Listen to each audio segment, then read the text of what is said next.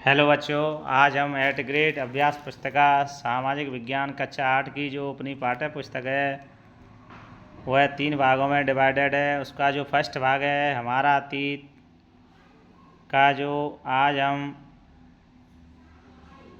पाठ 3 ग्रामीण क्षेत्र पर शासन चलाना पाठ में जितने भी महत्वपूर्ण प्रश्न दिए हुए हैं उनको समझते हुए यहाँ पर हल करेंगे। आशा है आपको वीडियो पसंद आएगी। अगर वीडियो पसंद आए तो ऐसी ही वीडियो सभी के विषयों और सभी कक्षाओं की प्राप्त करने के लिए हमारे चैनल को अभी सब्सक्राइब करें, लाइक शेयर करें, जिससे कि आपको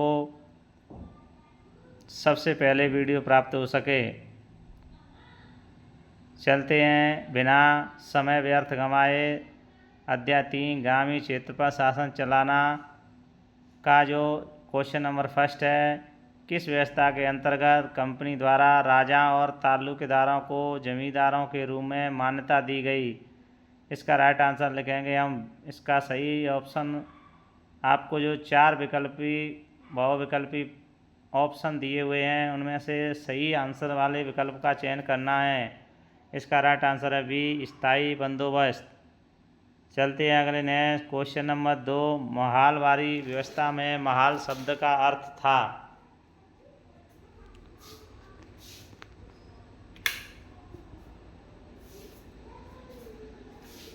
आपके सामने 4 ऑप्शन हैं। इन 4 ऑप्शनों में से आपको जो सही आंसर लगे उसका चयन करना है। इसका राइट आंसर होगा बी, ग्राम समूह।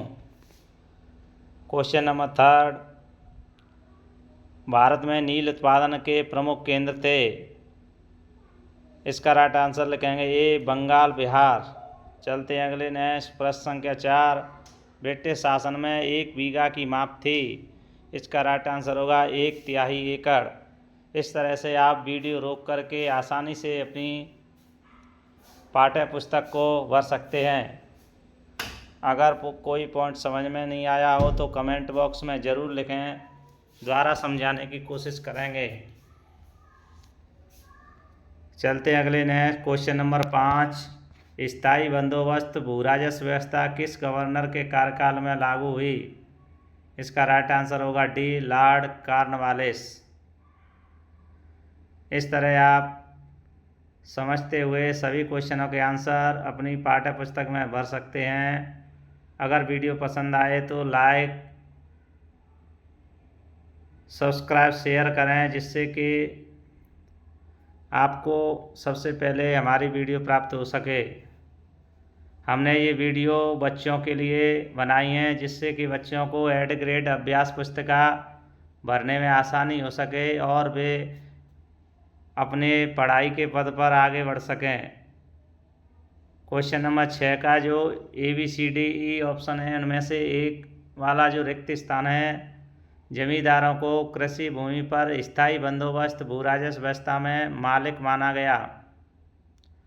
बी, हॉल्ट मैकेंजी द्वारा महालवारी बंदोबस्त भू राजस्व व्यवस्था तैयार की गई थी। चंपारण आंदोलन नील बागान मालिकों के विरुद्ध हुआ था। रैयतवारी व्यवस्था टॉमस मुनरो गवर्नर के समय लागू की गई थी।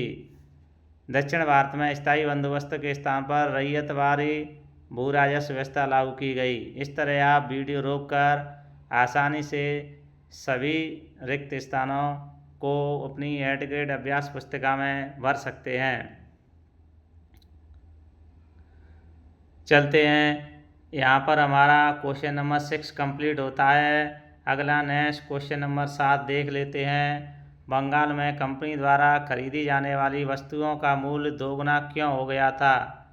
इसका आंसर लिखेंगे कंपनी भारी भरकम लगान चाहती थी लेकिन वसूली की नियमित व्यवस्था नहीं थी।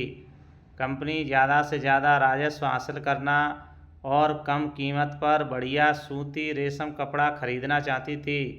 इस कारण दोगुना हो गया, वस्तुओं का मूल्य दोगुना हो गया था। इस तरह से आप अपनी एट ग्रेड अभ्यास पुस्तिका में वीडियो रोककर आसानी से आंसर भर सकते हैं। चलते हैं अगले नेक्स्ट क्वेश्चन नंबर 8 देख लेते हैं। कंपनी द्वारा स्थायी बंदोबस्त क्यों लागू किया गया था। इसका आंसर हम लिखेंगे कंपनी को लगा कि ज़मीन में निवेश करना और खेती में सुधार लाना जरूरी है, जिससे उसे नियमित रूप से राजस्व मिलता रहेगा। इसलिए स्थायी बंदोबस्त को लागू किया गया था, अर्थात इसलिए लागू की थी। इस तरह आप क्वेश्चन नंबर 8 का आंसर अपनी पाठ्य पुस्तक में भर सकते हैं। चलते हैं अगले नेक्स्ट क्वेश्चन नंबर 9 देखते हैं। बंगाल अर्थव्यवस्था के गहरे संकट में आने से किसानों पर क्या प्रभाव पड़ा? इसका आंसर लिखेंगे बंगाल अर्थव्यवस्था के गहरे संकट में आने से किसान अपना लगान नहीं चुका पा रहे थे, किसानों की दुर्दशा होती चली गई। इस तरह आप क्वेश्चन नंबर 9 का आंसर वीडियो रोककर आसानी से भर सकते हैं। चलते हैं देखते हैं अगला नेक्स्ट क्वेश्चन नंबर 10। अंग्रेज भारतीय किसानों को विभिन्न भागों में किस प्रकार की फसलें उगाने को मजबूर करते थे और क्यों?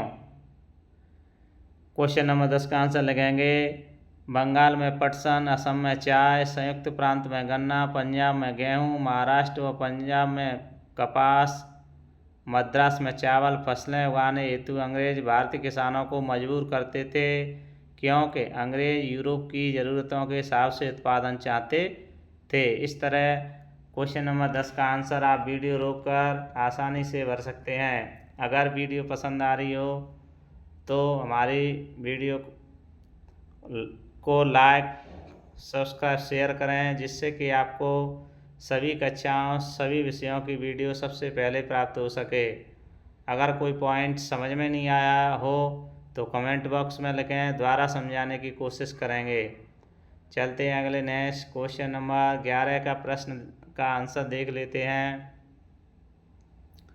नील तथा बोर्ड के पौधों में अंतर बताइए। इसका उत्तर लिखेंगे बोर्ड पौधा शीतोष्ण क्षेत्र में होता था, जर्मनी, ब्रिटेन आदि। नील का पौधा उष्णकटिबंधीय क्षेत्र में होता है, इटली, फ्रांस, ब्रिटेन। इस तरह से आप जो क्वेश्चन नंबर 11 है उसका आंसर लिख सकते हैं। चलते हैं अगले नेक्स्ट क्वेश्चन नंबर 12 का आंसर नील की खेती के मुख्य 2 तरीके कौन से थे? यहाँ पर हम आंसर लिखेंगे नील की खेती के 2 मुख्य तरीके निम्न थे, निज रैयती थे। इस तरह से आप क्वेश्चन नंबर 12 का आंसर लिख सकते हैं। चलते हैं अगले नेक्स्ट क्वेश्चन नंबर 13। नील के व्यापार बढ़ाने के लिए अफसर और व्यावसायिक एजेंट किस प्रकार कार्य करने लगे थे?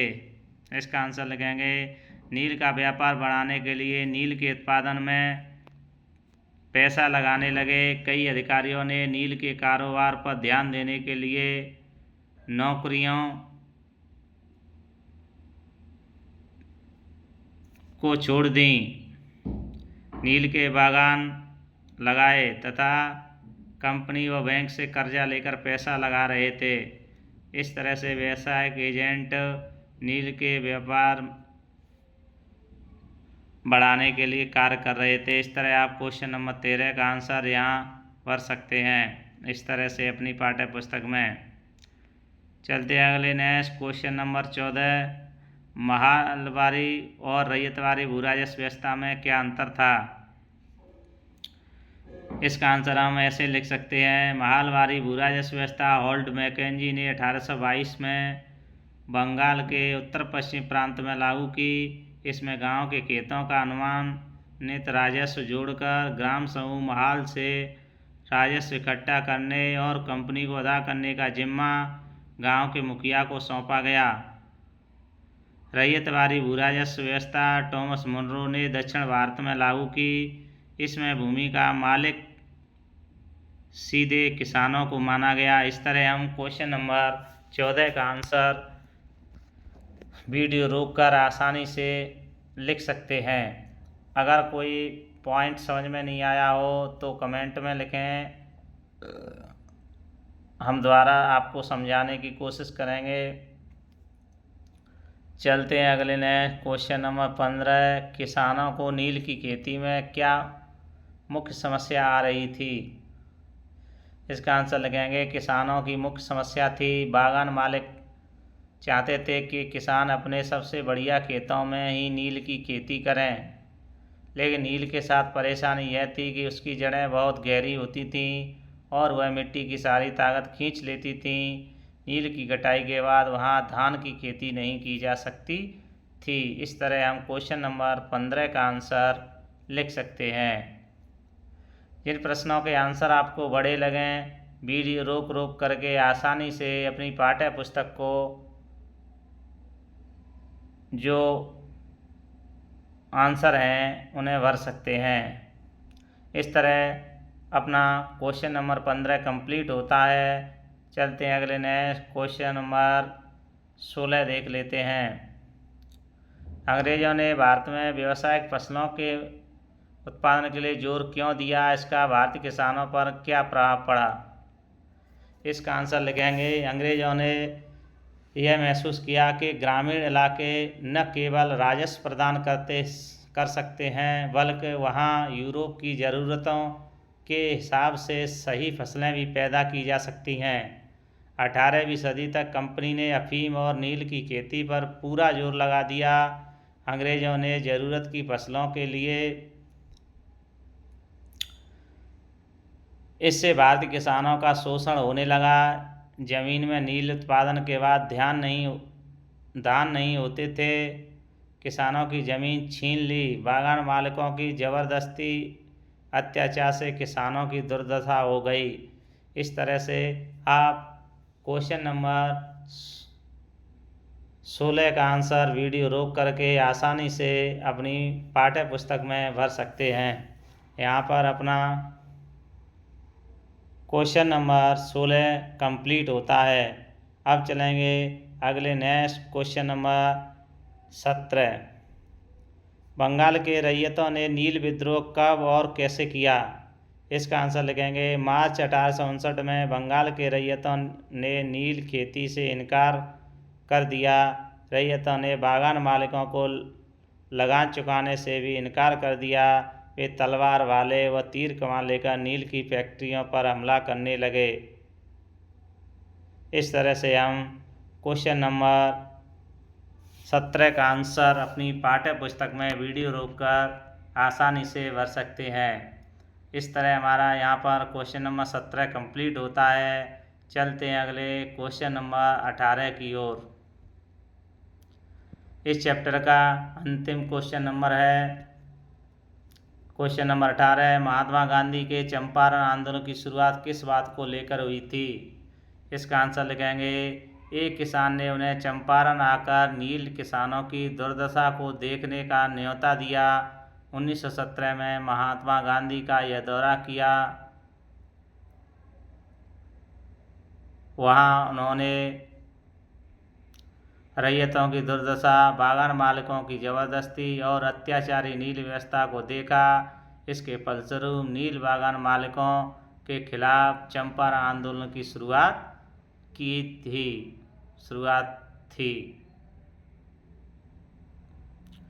इस तरह आप वीडियो रोक करके आसानी से क्वेश्चन नंबर 18 का आंसर लिख सकते हैं। अगर कोई पॉइंट समझ में नहीं आया हो तो कमेंट बॉक्स में लिखें, दोबारा समझाने की कोशिश करेंगे। मिलते हैं अगले नेक्स्ट वीडियो के साथ।